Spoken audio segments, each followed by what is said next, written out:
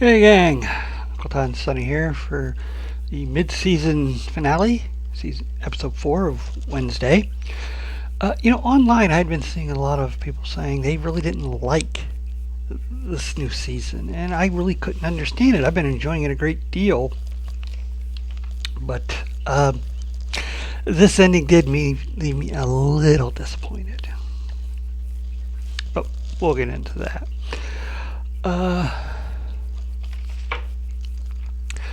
Where we left last off, Professor Thornhill had been moved to Willowby. The reason is Fairburn wants Thornhill to help her fix help Tyler.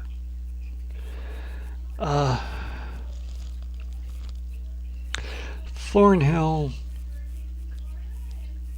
isn't too keen on the idea. But Fairburn does kind of force her hand. If she's not willing to help, well, they'll just ship her back. Well, she says, I can explain what I did to him. Okay, but I need to see him first. So they take her to see him. And she's thrilled to finally see him again. Tyler, not so much. He actually hides out and grabs her and starts choking her. And he did it so fast they couldn't hit the shock collar and in time, and they can't do it now because they'll electrocute Thornhill. But eventually he throws her off, and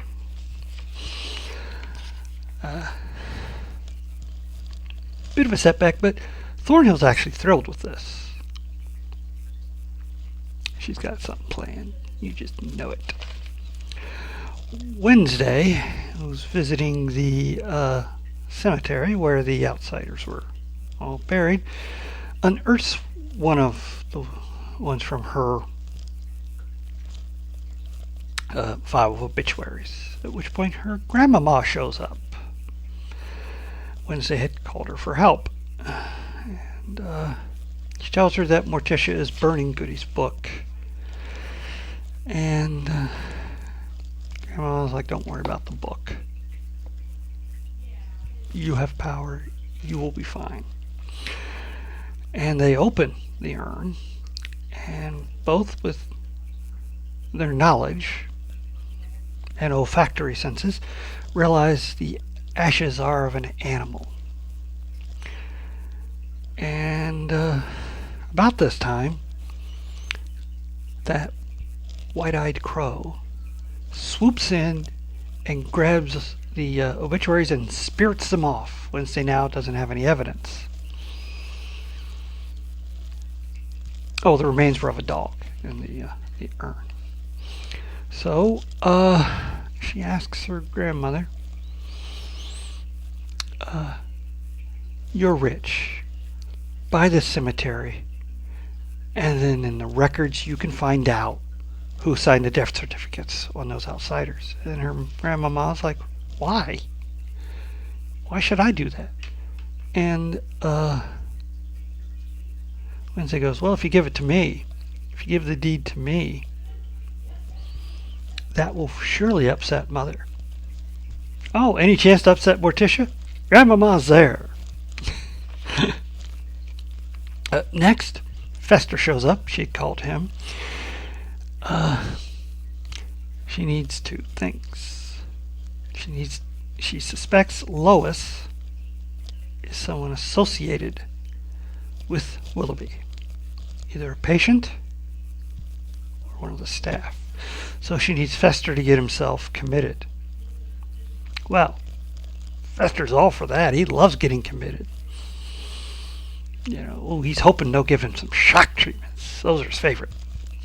So he goes to a hotel room, trashes it, at which point they call the police, who show up, but they're going to try and get into the room next door. Wow. The sheriff handles Fester. Unfortunately, that's the room Bianca's mother's in, and no one's supposed to be in there, so she gets arrested. And Fester gets arrested. And while interrogating him,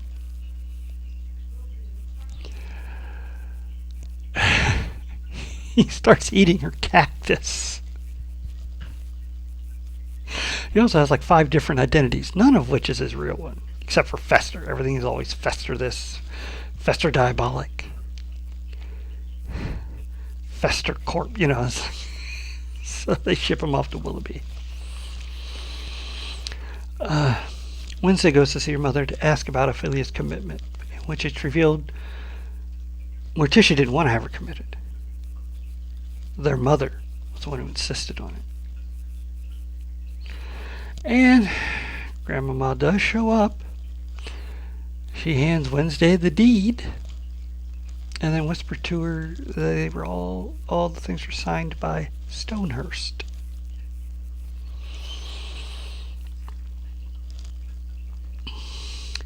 After Wednesday leaves, she tries to make a deal with Morticia.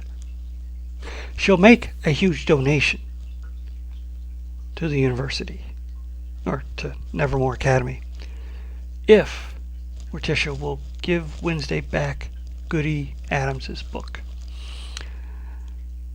Morticia replies by throwing the book into the fire. Her family is not negotiable to anyone.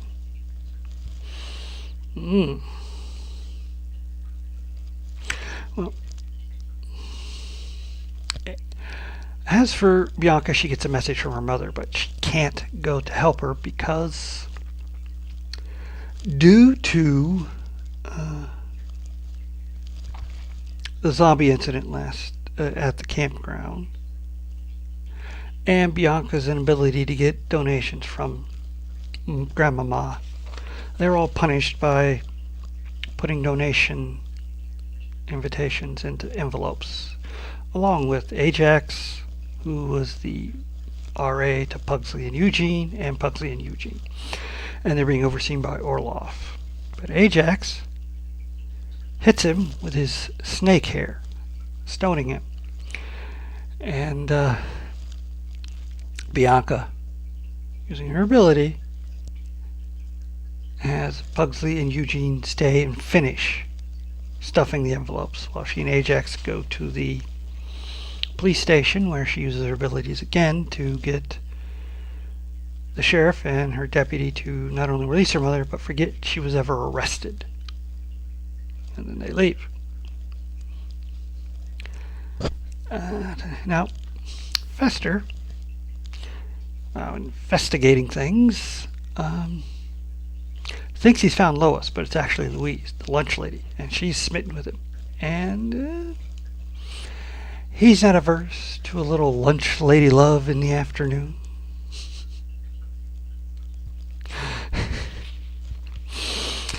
Now, Agnes has been able to trace Stonehurst from the academy, where he was a teacher, to Willowby, where he's been committed. So, obviously, she's going to have to get a message to Fester about this thing. But then she notices all the birds. And Enid, who's trying to talk to her, she knocks her to the ground, throws over a table just as the birds attack, and there's a scan of them. Luckily, Dort sees this and starts hitting them with his fireballs. But the head one goes and grabs Thing. Luckily, Thornhill is able to hit the crow, which drops Thing, and Enid catches him, so he's safe. Wednesday chases the Avian to the music hall, where she finds the cloak on the floor and runs into both Capri and Dr. Fairburn. Well, this is a problem. Well, what is Fairburn doing there? Well, she's talking to Capri about doing some work at the asylum with musical therapy. Wednesday tells Capri she's decided to join the orchestra. Later, Thing hitches a ride with Fairburn as she's driving back to Willowby. Now, Morticia does warn Wednesday. The path she is on could lead to her own downfall and destruction.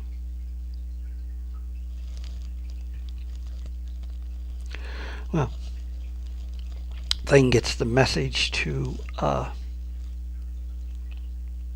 Fester, who locates Stonehurst through one of the orderlies and goes to this giant aviary where he's just sitting in a wheelchair. And Fester questions him, but he doesn't talk, but the parrot on his shoulder does. And through a little bit of electrical persuasion, manages to get the parrot to give him information on Lois. He gets a number, like a 5-digit number. But he has been seen by Thornhill, who tells Fairburn Fester's real identity. He's Adams. So Fester gets locked up in a straitjacket in a cell. His cellmate is Slurp, thinking it'll keep him in line. Well, at this point, Wednesday needs to... She doesn't know about Fester's. Oh yes, Thing gets away and warns Wednesday of what's happened. So she and Agnes formulate a plan to infiltrate, which Enid joins, insisting on it. So Enid and Agnes sneak out, and Wednesday, who's been confined, manages to sneak out in the trunk of Capri's car as she heads for the Willowby to do her first musical therapy. And Agnes causes a distraction, which gets Wednesday out of the trunk and into the asylum before she's noticed. She and Thing track down Fester, who Wednesday frees. Fester has found where Lois is located. While they're heading there, Slurp escapes and starts attacking guards, which frees Thornhill, and we all know where she's heading. During all this commotion with Slurp attacking everybody, Wednesday and Fester make it to the door, which Lois is behind. And that's where Fester realizes what the number was he was given. It was the passcode. So they get in, and they find that Lois is not a person. It's a program. Something to do with outsiders.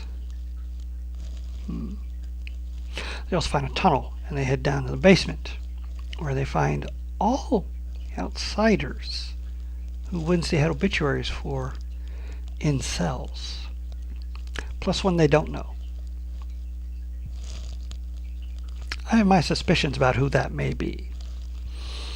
Anyways, they are then confronted by the Avian, who turns out to be Dr. Fairburns' secretary, Spinagle, who's been a background player this whole time and very subservient. But it turns out she's not. She is actually the one in charge of everything. Her father had started this whole experimentation, and she's carrying on his work. And what work is that? Extracting from the outsiders their otherness and implanting it in normies. She's living proof of the success. Well, that's enough for them. They're not going to kill her with their birds. Fester zaps her, which sends her back into the electrical panel and shorts out the entire facility. Enid, upon seeing this, says, "Okay, that's probably Wednesday's signal." So she calls the police. The emergency power comes on, but it's not full power. And now all the prisoners have escaped, so there's total mayhem.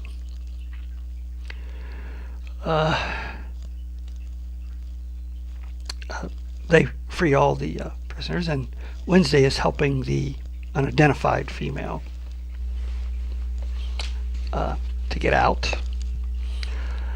Fester bids a tear-stained, fond farewell to the lunch lady.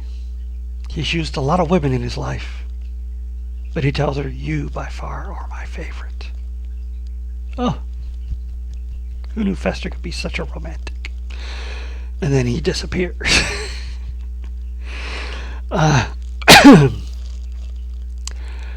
Thornhill makes it to Tyler, and she frees him. And she tells him Wednesday is there. He can finally get his revenge on Wednesday. And Tyler's very much like, "Well, I'll do that. But first I have to take care of you. You're not my mother. Stop trying to pretend you are. You made me do horrible things. But because you did take care of me, I'm going to give you a 5-second head start." And then he starts to change. Runs her down and kills her. Then heads out to look for Wednesday. Now, Fairburn has gotten Dr. Stonehurst into her office, where unfortunately Slurp is there and he kills them both for their brains. Then he escapes.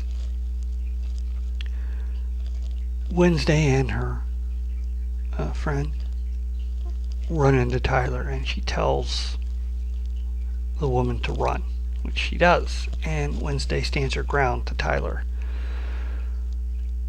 who ends up throwing her through the upper window of the facility, and she lands very hard on the cobblestones just as the police arrive. Tyler then jumps out after her, takes out several police, and escapes into the woods.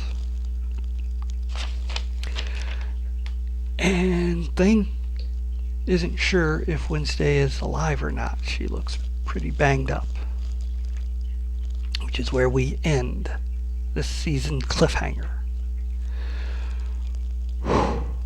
Okay, for the most part, really good episode.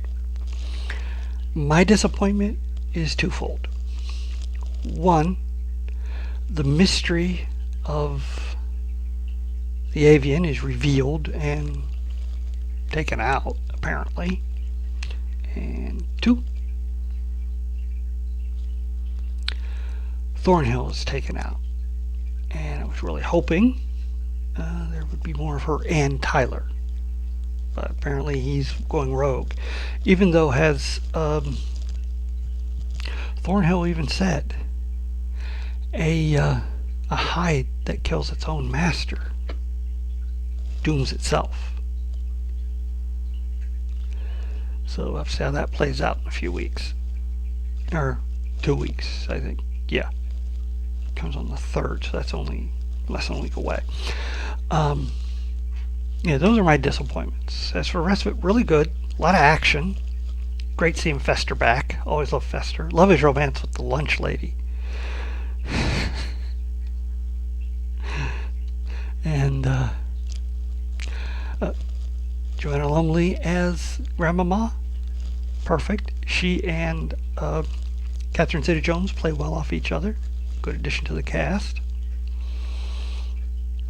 I also like Slurp getting off on his own. We're going to see how that plays out. So we've got twofold now.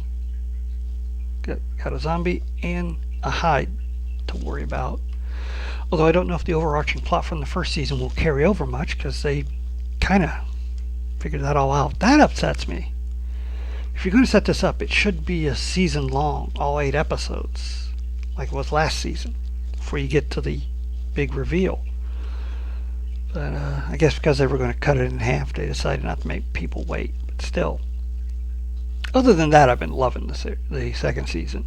I know a lot of people have been complaining they don't like it, but I've been digging it. And I'm looking forward to next season. So please hit like, share, and subscribe, and I'll see you then.